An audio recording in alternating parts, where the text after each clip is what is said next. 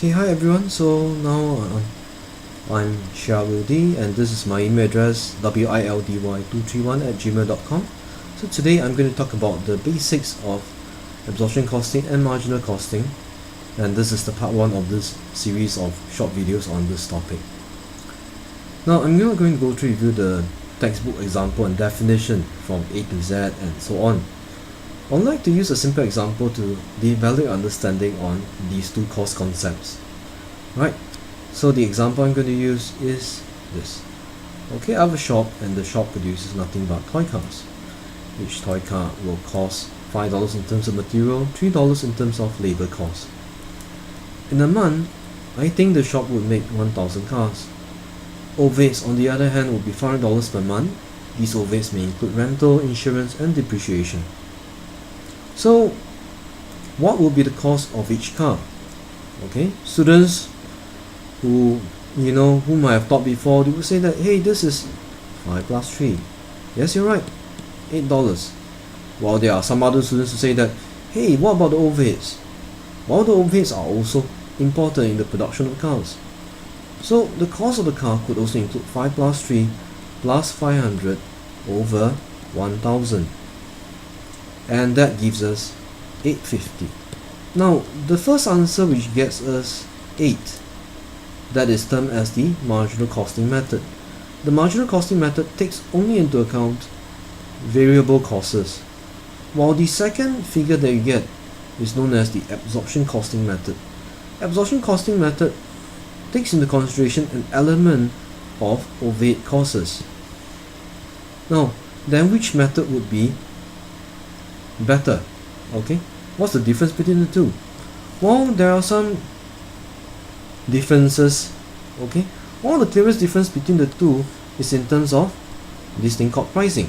If a customer comes to you and say that he wants to buy goods from you or buy the toy cars from you, how should you charge him? Should you base on $8 and charge the customer, or should you use $8.50 based on that you charge the customer? Well, the more prudent approach to charge the customer is to use $8.50.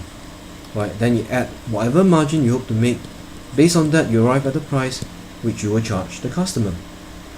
Okay, now that will be the most conservative way to charge the customer. What about then the $8?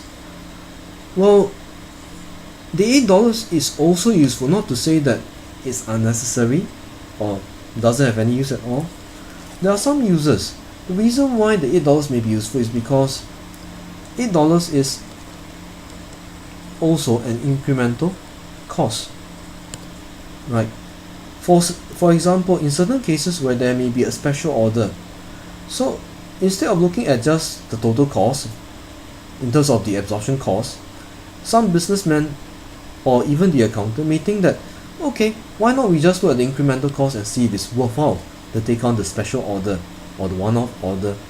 So this marginal cost is also useful because it helps you to gauge whether the cost of that additional order, that special order, whether the incremental cost of doing that is going to be higher than the incremental revenue. If this is the case, then unfortunately that special order or that one-off order will not be worthwhile to perform. If we look at the reverse case where, well, the accountant found that, hey, the marginal cost is $8, but we are able to charge more, we are able to charge maybe say $10, then hey, it becomes worthwhile to proceed and perform that special order for the customer. So that's why marginal costing may be useful, because it gives you a very quick idea about whether that one-off order, that special order is worth performing or not. But yet on the other hand, okay, we also cannot ignore absorption costing, because over the longer term, it's still important to take into consideration that the element of overheads has to be accounted for in the product pricing. Any business that do not price their products properly in the long term, as you can guess, will not remain viable. They'll eventually go the way of the dodos and die out. So then it's really a fine line about what does the businessman intend to achieve.